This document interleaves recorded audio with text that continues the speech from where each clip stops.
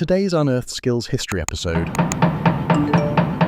we journey to the legendary blade-making city of Solingen in western Germany, where for centuries, master craftsmen have forged steel into weapons of precision and prestige. From the thunder of the smith's hammer to the whisper of the grinding stone, each blade begins its life in fire and skill. Before each strike, the blanks are heated in a glowing furnace. This meticulous craft has always been divided among 4 guilds: smiths, hardeners, grinders, and sword assemblers. Beneath the hammer's thunder, the bladesmith grants the steel its shape, its strength, and its resilience. In modern mass production, hand forging has been mechanized as seen here in the Hörster blade factory.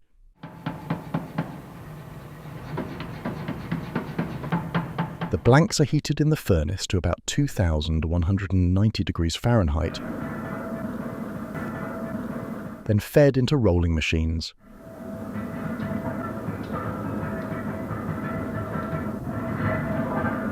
Before each pass, the machinery is oiled.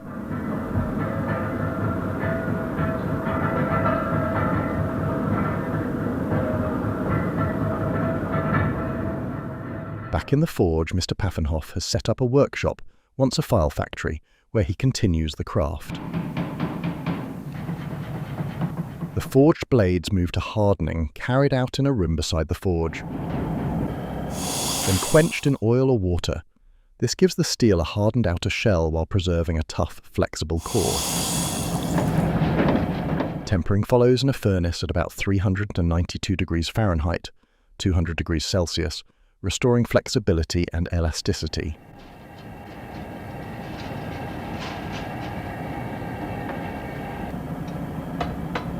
Straightening is essential, as blades may warp during hardening. Even Mr. Lang's father, also a toolmaker, works alongside him.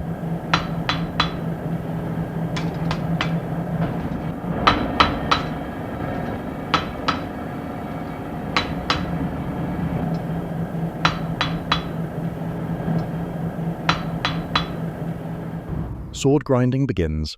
At the great grinding stone, the grinder shields himself with wooden blocks, tarps, and protective gear against moisture, cold, and constant danger.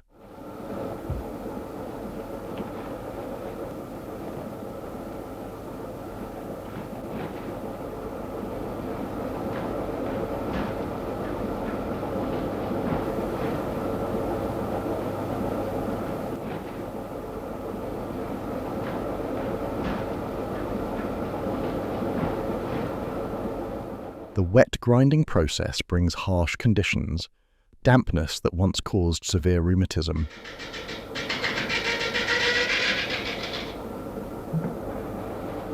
Worse still, grinding on natural stone once led to deadly lung disease and silicosis. Today, artificial stones are mandated. Before grinding, the stone is sharpened with a scoring tool. The blade is fixed into position.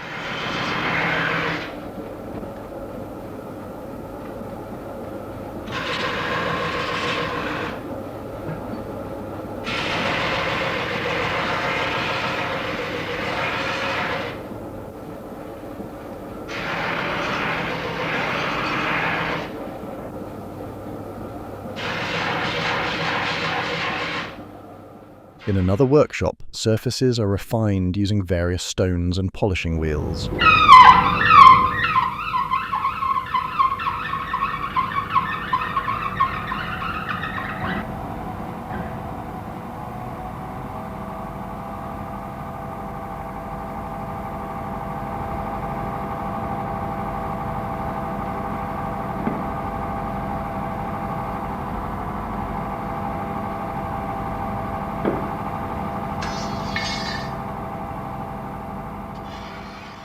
Willy Ulrich, 53, learnt the craft in 1956, part of a family tradition spanning over 400 years.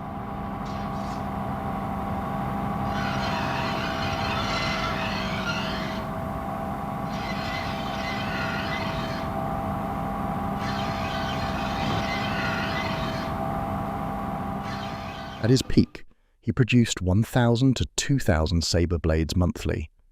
His clients included European royal houses, South American militaries, and African nations. Once, Solingen dominated the global market until lower-cost countries like Pakistan emerged.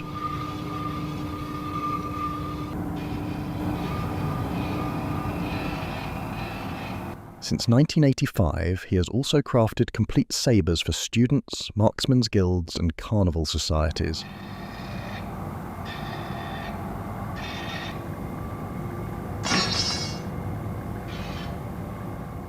Fine grinding follows on sanding belts.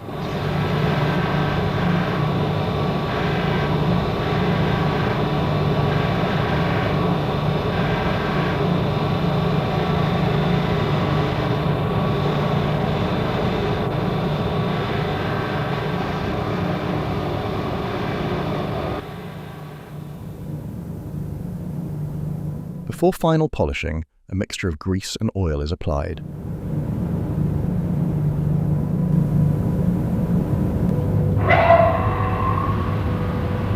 The blade is polished on a sisal brush wheel, then sent for galvanic finishing at the WKC factory.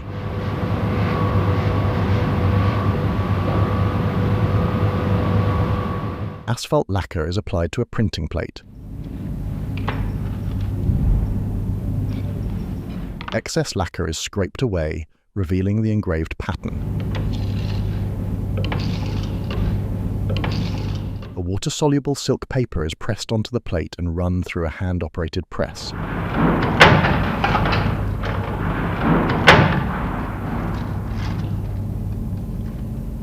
The paper is peeled away, the lacquer pattern now transferred in reverse.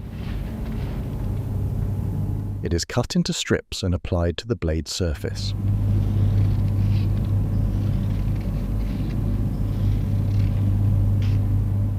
Once the paper is removed, the blade reveals the positive engraving.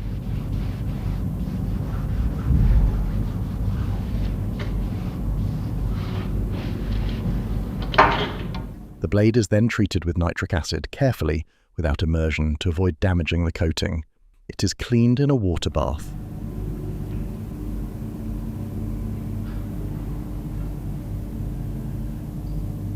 Areas not to be etched are covered with acid-resistant lacquer made from beeswax, turpentine, and asphalt.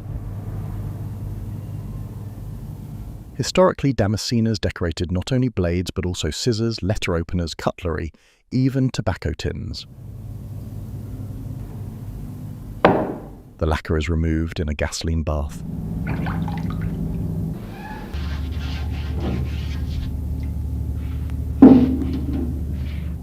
The blade is dried in sawdust to prevent rust.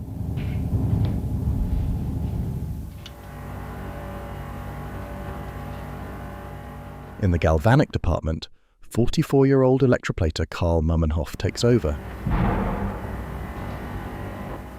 The blades are mounted in frames and passed through 9 baths. Ultrasonic cleaning occurs at 176 degrees Fahrenheit, 80 degrees Celsius, followed by rinses and electrochemical degreasing.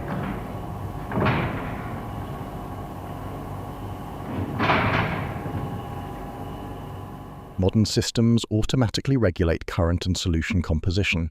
The blades are then nickel-plated in a metallic salt solution, ensuring an even coating. At the Hörster factory, 50-year-old sword assembler Mr. Hufschmied shapes the hilt and brings the weapon together. The hilt, cast from brass alloys, is filed and refined.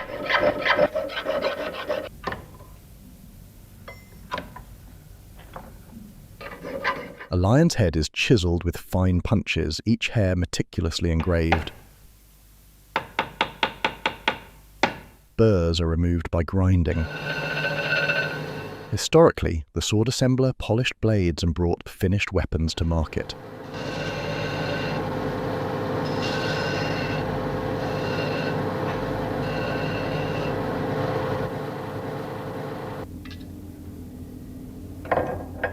The guard and fittings are bent into shape.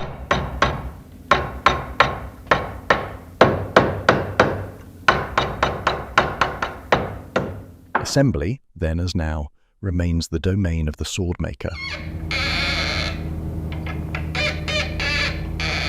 From regal ceremony to festive tradition,